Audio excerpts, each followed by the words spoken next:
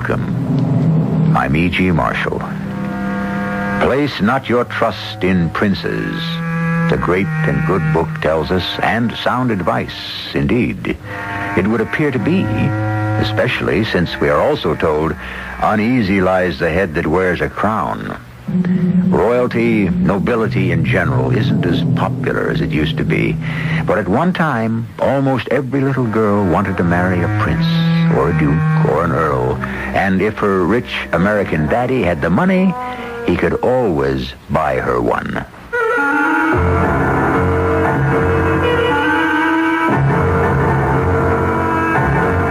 Our mystery drama, The Kingdom Below, was written especially for the Mystery Theater by Sam Dan and stars Phyllis Newman and Fred Gwynne.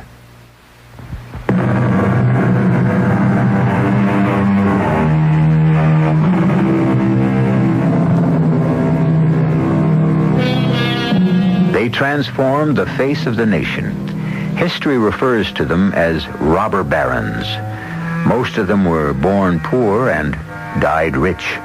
They devoted their lives to amassing money, and then, when they had more than they could ever spend, they realized they had missed out on something very important, something which could be described as culture.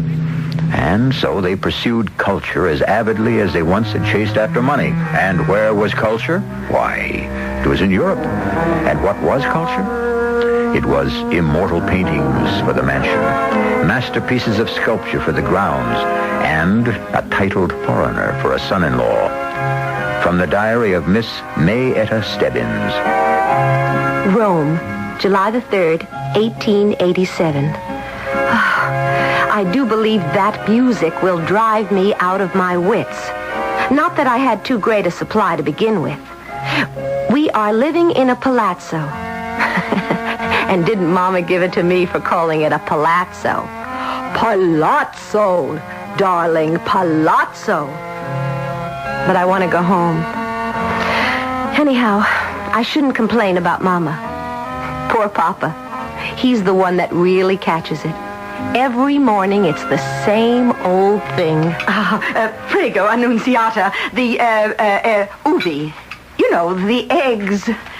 I ain't had a decent egg since we left the States. Now, you said ain't at the opera last night. I thought I would die of shame. Who was there to hear me? Nobody but a bunch of foreigners. How many times must I tell you, Benjamin? In this country, we are the foreigners. Yeah, that's why I can't hardly wait to get back to good old USA. Benjamin, I don't think you're taking this trip seriously. Now, you just look here.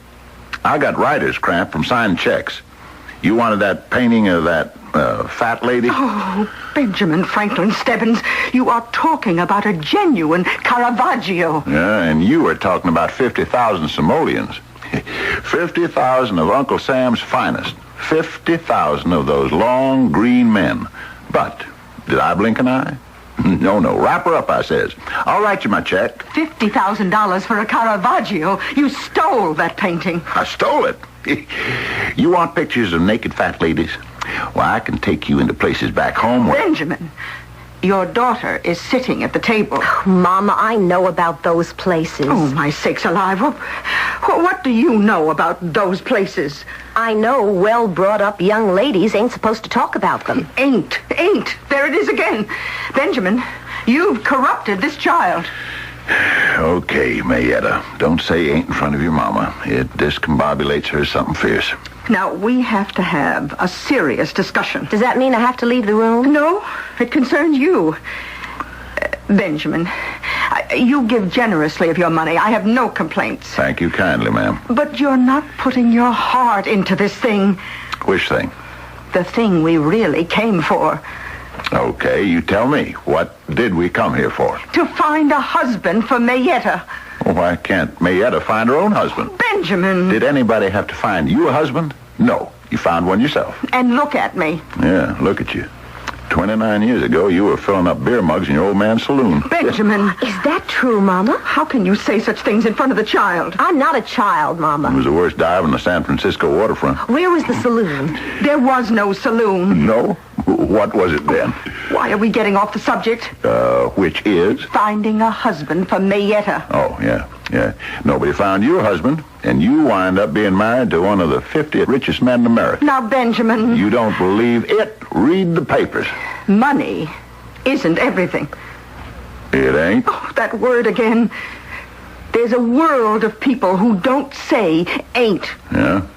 It's a world of breeding, refinement, and culture. Is that a fact? And from that world, I want a husband for your daughter. That's a funny way to put it. You want a husband for our daughter. What does our daughter have to say about it? Oh, she's too young to know her own mind. So, what have you got on your mind? Now, Prudence Folsom, she came back to America last year with a count. Skinny beanpole of a fella with a pot belly, a mustache, and a monocle. Looked like a dude to me. Now, you have twice as much money as George Folsom. So your daughter should do twice as well as his. Mayetta should get herself a prince, or at least a duke. Find her one. Well, what do you say to all this, Mayetta? What do I say to all of this? I don't know. Most of the time I don't listen. I've never been in love. Maybe I'll never fall in love. Maybe I can't, or maybe I'm so much in love I don't realize it. Could I be in love with someone I've never met? Sounds silly. I could never talk about it to anyone. Yet the truth is, I don't know if I really feel this way or if I read about it somewhere in some novel long ago. Well, the next morning it began over again. You girls know what day this is? It's the 4th of July. Oh, how I wish I was back home. Benjamin, we are not returning until Mayetta... I can see him now, stepping down Fifth Avenue, the Grand Army of the Republic. Benjamin! Be the first year I ain't marching with them. Ain't again. What do I have to do to get back to the land of the free and the home of the brave? Well, first, you must stop saying ain't. Done. You ain't never going to hear that word pass my lips again. Second, you must find a titled foreigner for your daughter. And what if she turns him down? How can she turn him down? She ain't met him yet. Every time you get really excited, you sound like the red-haired girl I first met in your old man's saloon. What are you talking about? Let it pass. Now, look, we've been here a month. She hasn't met anyone yet. She's met hundreds of people. She met all kinds of nobles, fellas with titles. Toss a coin.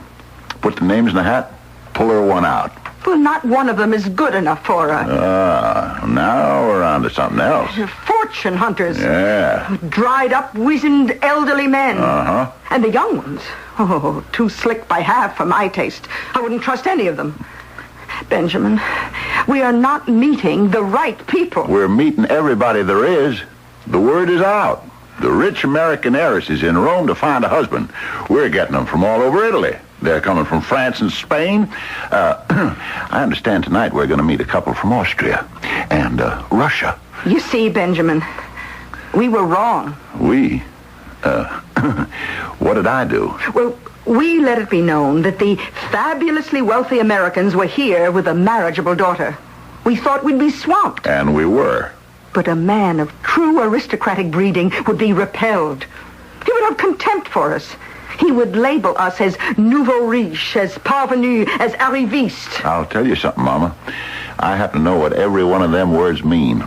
And you want to know the truth? That's exactly how we're behaving. Well, I want a prince for my daughter. I want a man of background and breeding. A man who can trace his family down through the centuries. But, Mama... And let that family become even richer and greater and finer because of what my daughter will bring to it. Okay, Mama. Sure. That's what I want. Do you know why? It don't matter, Mama. As long as you want it. The old man here will see you get it. Somehow. Well, now, you talk about the saloon my father owned on the waterfront. Look, I won't bring that up no more. My father didn't own that saloon. What? What are you saying? I happen to know Patty Morgan was the one and only sole proprietor. That's true. But Patty Morgan wasn't my father. What? And Katie Morgan wasn't my mother. They adopted me. They took me in. I was one of those kids you read about. A newborn baby that's found on the doorstep. Mary, you... Now, who was my mother? My father? I'll never know. Who am I? Where do I come from? I'll never find out. Well, now, is it so important? Yes. All right. Well, find me a prince, a real prince for my daughter. You can do it. Sure. I mean it. You can do anything. What were you? A stevedore, a roustabout. Today, you're one of the 50 richest men in America. You performed a miracle. Now make another one. Find her a prince. I wasn't supposed to hear that conversation. But one thing about Mama and Papa, they spoke loudly. There were no secrets. I didn't want to say anything to Mama or Papa, but I wouldn't marry anyone they found for me, unless, of course, it was the person I was in love with already. But how would they know who he was? I didn't even know myself. Papa disappeared right after breakfast. I found out later he'd gone to the American Embassy. My name is Thurman Trueblood. What can I do for you, Mr. Stebbins? Who are you? I'm the third assistant secretary. Yeah. Well, young fella, I didn't ask to see the third assistant secretary or the second or even the first. I asked to see the ambassador. The ambassador is out. Not to me, he ain't. My name's Benjamin Franklin Stebbins. I know that, sir. I'm a personal friend of President Grover Cleveland. I'm aware of that. So, you march right back in there and tell the ambassador Ben Stebbins wants him. Sir, I can't do that. They've all gone home to America to celebrate the 4th of July, and they won't return for another 2 weeks. There's no one here, only me. Yeah? Well, then I guess you'll have to do. Well, yes, sir. What's to be done? I want my daughter, Mayetta, to find a fine, handsome, young Italian prince from a noble family that goes back to, maybe old Julius Caesar or any of that crowd. Mr. Stebbins, I'm not sure that lies within the province of the embassy's activities. Son, what's the purpose of your job here? It's to foster closer relations between the Americans and the Italian people. Well, now, ain't that exactly what I'm asking you to do? Yes, but... Never mind, but. Son, it's a losing battle. Who's the most blue-blooded prince they got? What's his name? He's the Prince de Portocorvo. Trot him around. Oh, you don't understand. He never goes to see anyone. Well, then we'll go see him. But the prince never sees anyone. Is that a fact? Now, just who does he think he is? Well, there are those who say... Yes? Who say what? Well, it's all old wives' tales of superstitious peasants. But there are those who say he's the devil himself.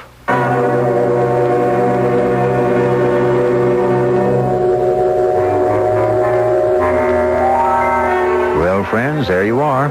We made you wait for the very last 2 words of Act 1 before we said something that puts everybody on notice. A rich, young, handsome prince, and there's suspicion around that he may be the devil. Well, the devil is a prince. He's called the Prince of Darkness. We shall shed more light in just a little while when I return with Act 2.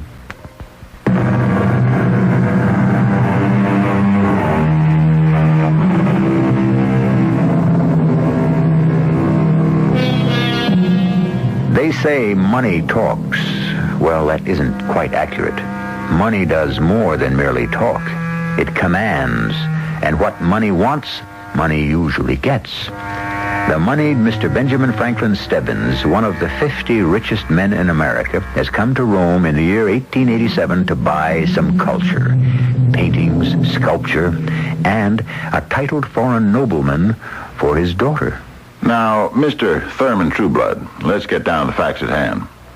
This Prince de Portocorvo, why do folks say he's the devil? Well, this is all local superstition. Isn't there even the tiniest little bit of fire in all the smoke? I couldn't say. I really don't know anything about the Prince de Portocorvo. Why not? Why not? Ain't he one of the natural resources of the country? I'm afraid I don't understand. Oh, which is why you're only third assistant secretary. But never mind, I'll take you in hand, boy. I'll educate you. Sir, What's been attracting most of the foreign capital lately? The native nobility. That's what.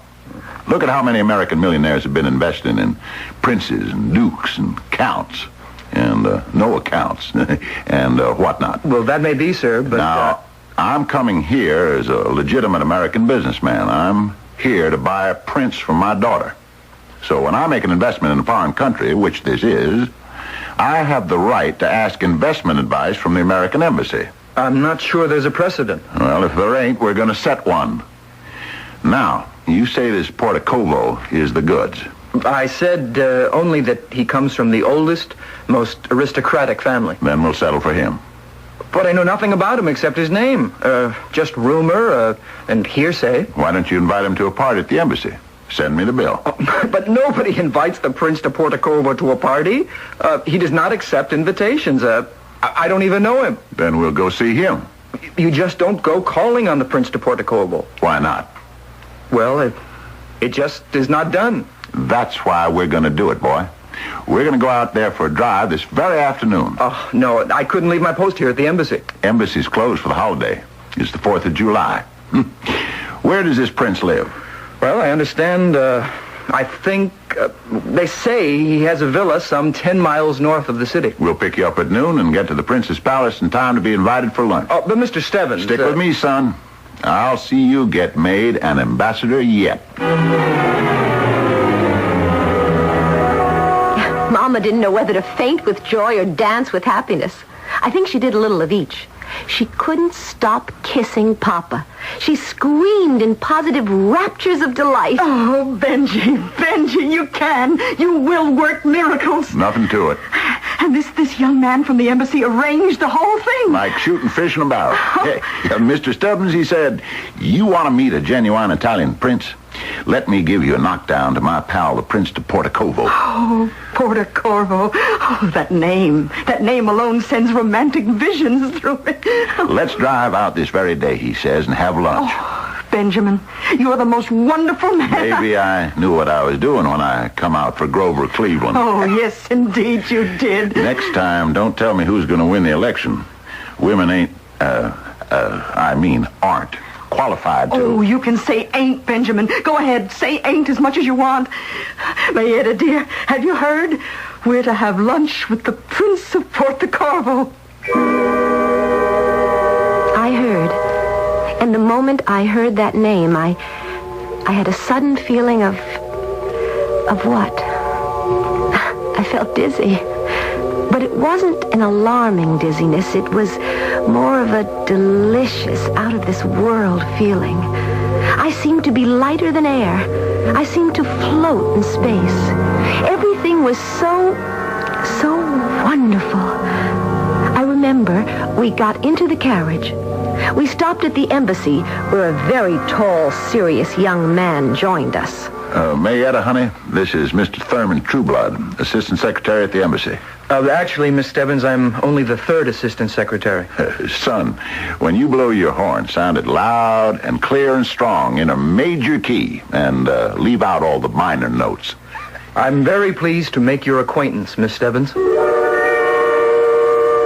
I hadn't the eyes to see him with, or the ears to hear him, nor the voice to answer. There was only one thought that filled my entire being. The Prince of Portacorvo. And the name. I began to remember the name, Portacorvo, but from where? Why? For some reason, this was not the first time I had heard it. Portacorvo. Oh, Prince of Portacorvo, I love you. I love you. I have always loved you. We drove through the beautiful countryside, and soon we came upon a villa.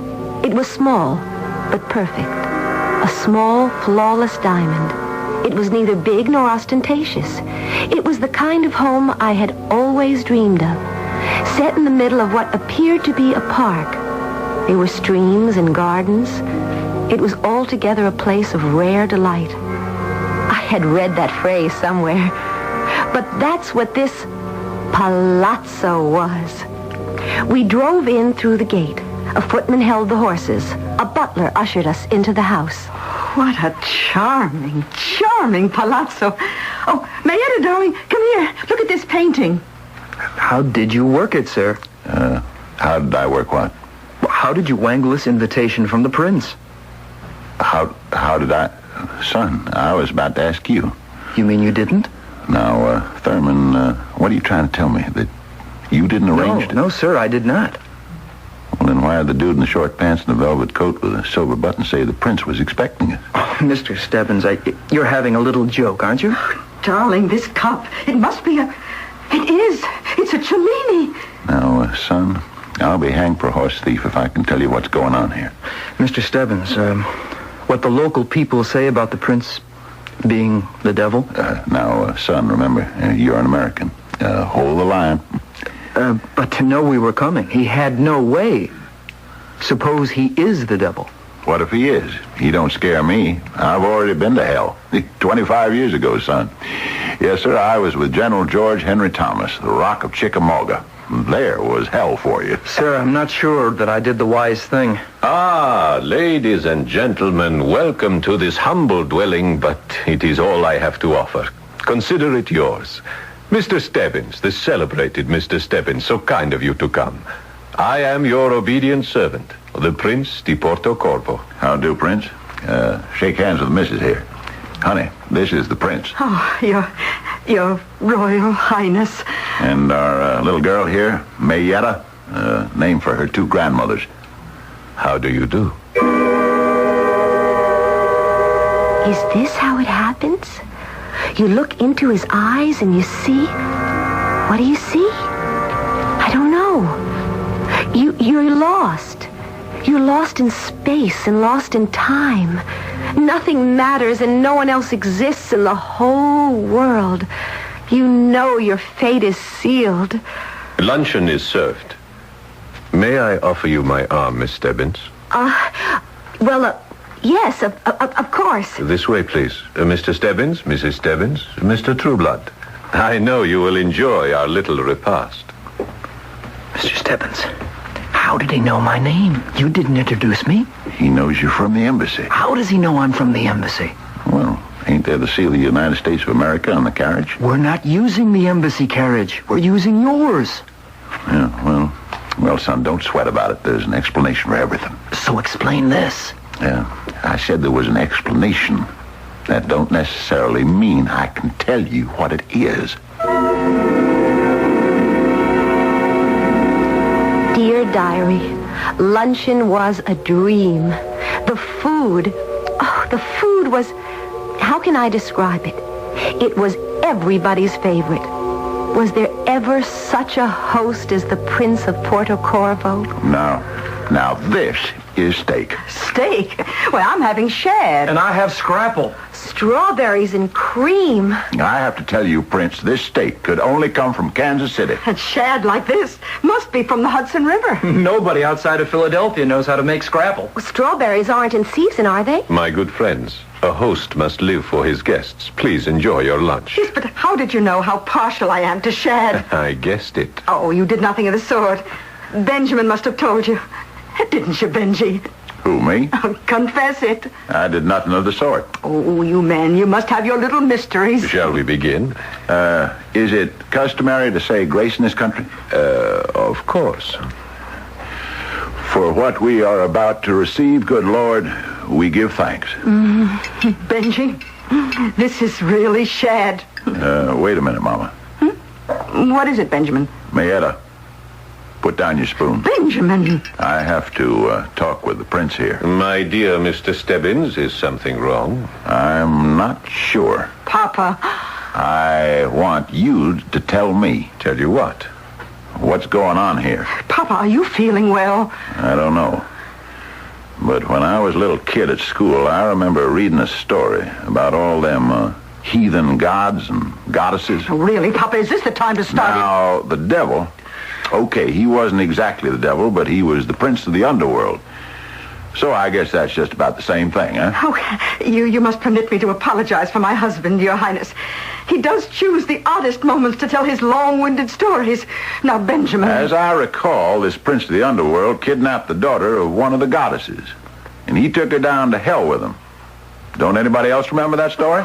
Everyone remembers, Benjamin, but I'm sure no one is really interested. So the kid remembered that she shouldn't eat, because if she ate as much as one bite, or took as much as one swallow, she'd be stuck there forever.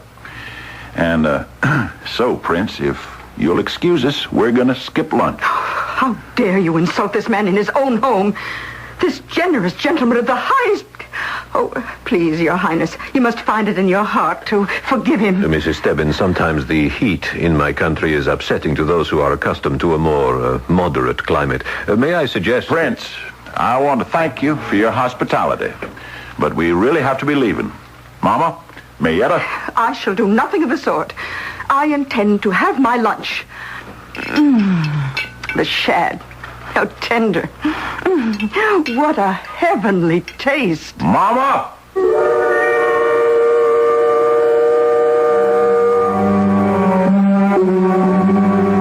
All right. What do you suppose this is? Here you have Ben Stebbins, one of the most hard-headed practical men in the world, and he starts raving about something deep down, way past, in ancient Greek mythology. He looks at a handsome, sophisticated gentleman and sees the king of the underworld. Don't sell Benjamin Franklin Stebbins short. After all, he was smart enough to become one of the 50 richest men in America. I shall return shortly with Act 3.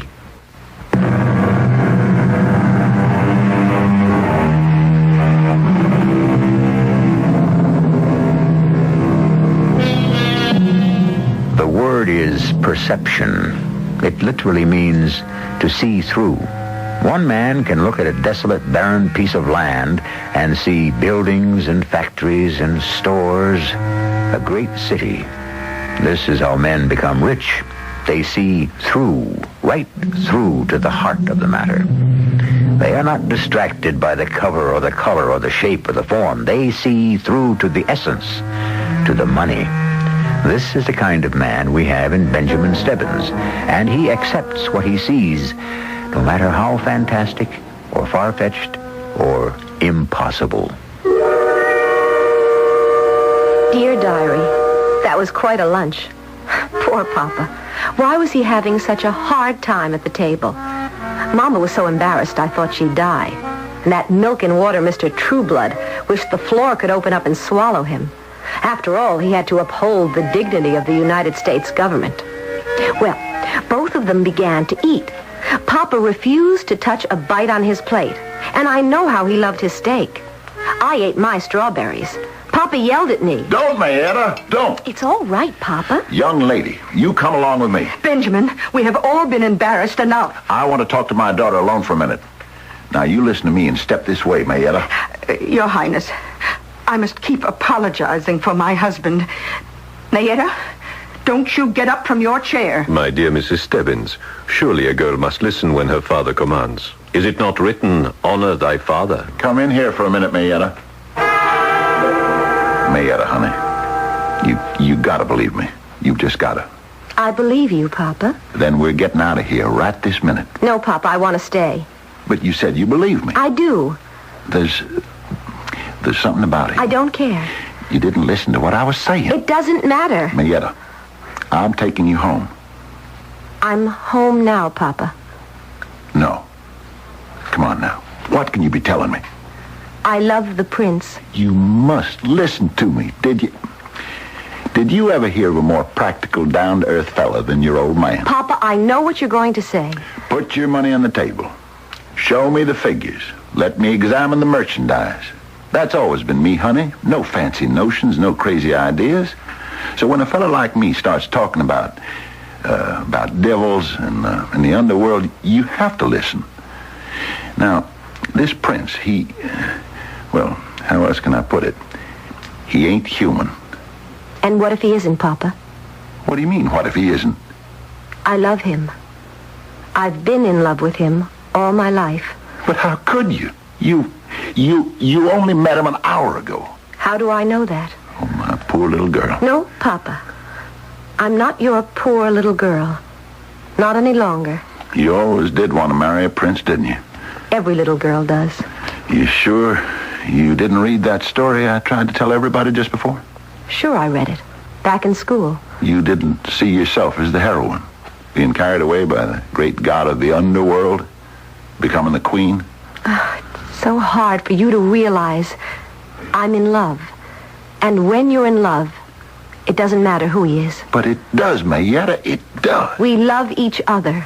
When was this decided? It was meant to be. And now, Papa, we mustn't keep the others waiting. Dear Diary, Papa walked out on the terrace and I returned to the dining salon.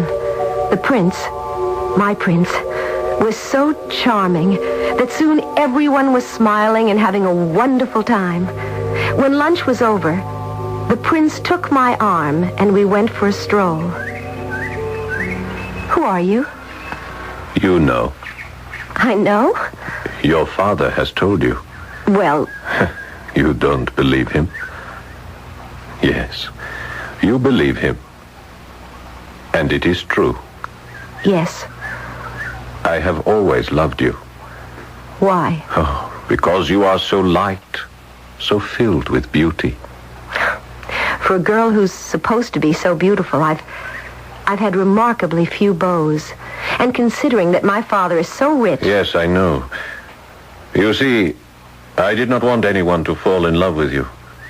What does that mean? More important, I did not want you to fall in love with anyone else. And so I did not permit a thing like that to happen. How could you stop it? You see, my sister is... It will be very difficult for you to believe this.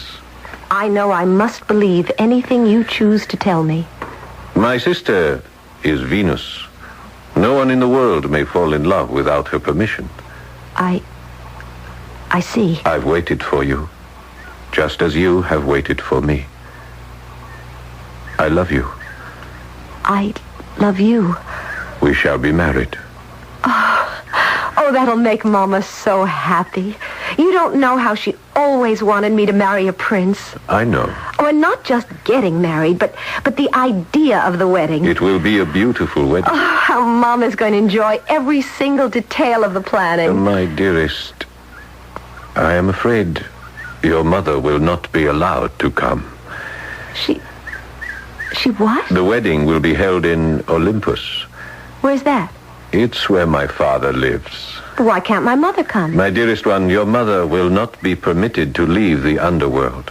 I don't understand. Your mother and this gentleman, Mr. Trueblood, they must depart shortly for the underworld. Why? You know why, my dearest.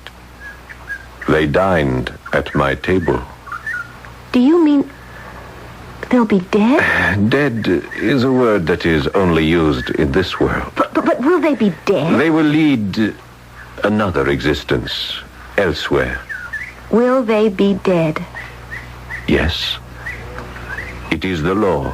What law? All who partake of my hospitality must remain forever my guests. Papa didn't touch a bite. He will leave.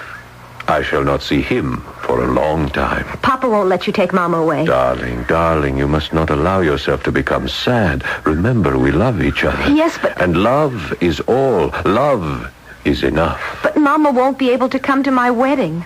Mama will never forgive me. Mama will not know about your wedding. Why won't she know? Because Mama has already sipped from the cup of forgetfulness. What's that? It is to prepare one for the next world. Mama is waiting for the journey to the underworld.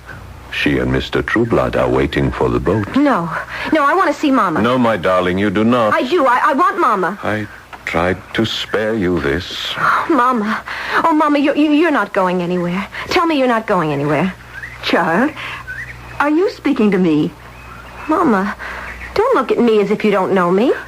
Who are you, child? Who am I? Don't you know me? Don't you know your own daughter, Mayetta? Mayetta. What a lovely name for a beautiful girl. Mayetta, for Grandma May and Grandma Etta. Goodbye, child. I wish we had more time to chat, but I must leave. Don't go. Come back. Come back. She must go, my darling. I want to go home. Soon, my beloved, I will take you home. No, home on Fifth Avenue in New York City. I want to go home. You will come with me. We have always loved each other. We are to be married. No. Papa, please, Papa. Papa, save me. Help me, Papa. Now, what's all this hollering, Mayetta? You ain't a little girl no more. You've got to behave like a marriageable young lady. I don't want to get married. Not to him. I told you not to touch a bite of food. Oh, please, Papa, don't scold me. Just help me. And help Mama. They're taking Mama away. Honey, what can I do? I'm just a living, breathing, mortal man. He's one of them gods. What can I do? Oh, Papa, did you ever in all your life ask, what can I do? Never. Whatever it was, you just went out and did it. Please, please, Papa, save Mama and save me. I don't want to marry him. But you're in love with him. No, Papa, I'm not. I was in love with the idea of him, of a prince. Oh, Papa, please. All right. Just sit there quiet for a bit. Your Highness. Yes? My little girl wants to break her engagement. I am afraid that is impossible. I love your daughter. Do you? With all my heart. Well, then, if you're a man of honor, you will ask for her father's permission. You have already permitted it. You brought her to my house for this purpose. Oh, but that was before I knew who you were. You knew who I was. You always knew it. I didn't know for a fact. I may have suspected. We quibble over words. All right, then let's argue facts. You say you love my daughter. You say you love her with all your heart. What are your plans for her? To make her my queen. And just where are you going to live? In my palace. Which is where? You know where. Down there? Way down there? Down there in hell? In the dark? In the damp? Where there ain't never a ray of sunlight, not one blade of grass, not one flower, not one bird. Why do you want to bring her there? To brighten my life. I know that, but who's going to brighten hers? Can she live in the dark?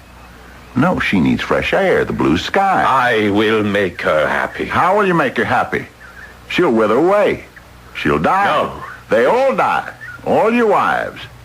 What happened to your first one, the one we all read about? How many have you had since? How many will you have after Mayetta? Mr. Stebbins. You bring them to your palace for their youth, their beauty, and their freshness. But all of that disappears very quickly in the poisoned air of your kingdom. They fade ever so quickly. They die ever so soon. It isn't love on your part. You need them. But you never love any of them. I love your daughter. Prove it. How? Give her up. What? Save her life. Let her live. I love her the way I have never loved any of the others. Then don't treat her the way you did the others. Let her live. Let her have her life. The beauty and the loveliness of the world above. How long can she live with you? A few months, a year? And then she'll be old. No. You know I'm right. Man who loves is a man who must be willing to give. But give her up. I love you, Mayetta. I love you. You will never know how much I loved you.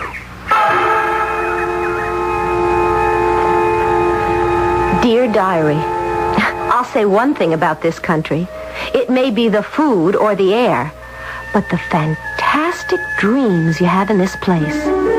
If I ever told anybody what I'm writing on this page, who would ever believe it?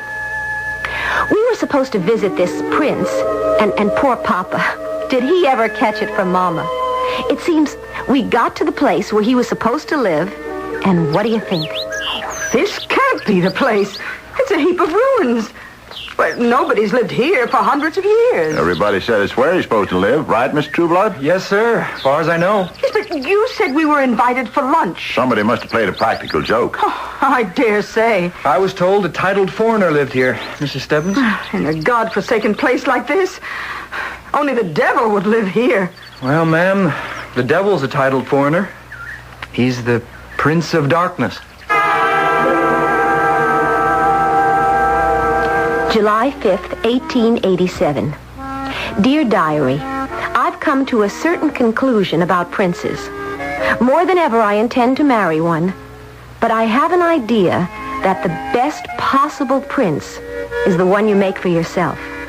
Now, Papa was just a day laborer until Mama took him in hand and made a millionaire out of him. That's because she saw the possibilities. Now, I look at Mr. Thurman Trueblood, and I wonder what I can do with him. Well, it'll be fun to try.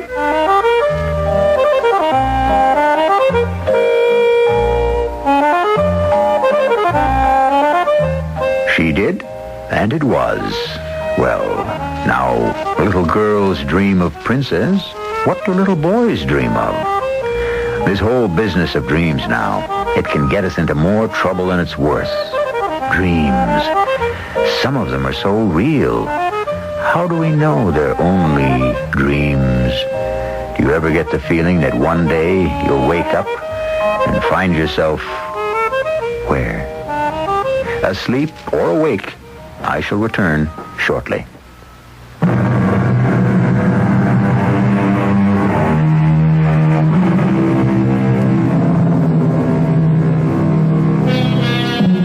And they lived happily ever after.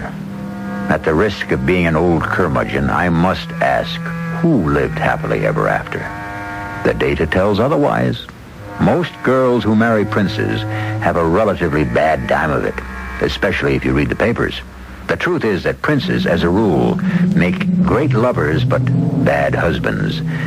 And for the long haul, what the girls like is for things to be the other way around. Our cast included Phyllis Newman, Fred Gwynn, Paul Hecht, Bryna Rayburn, and Roger Barron. The entire production was under the direction of Hyman Brown. This is E.G. Marshall inviting you to return to our Mystery Theater for another adventure in the macabre. Until next time, pleasant dreams.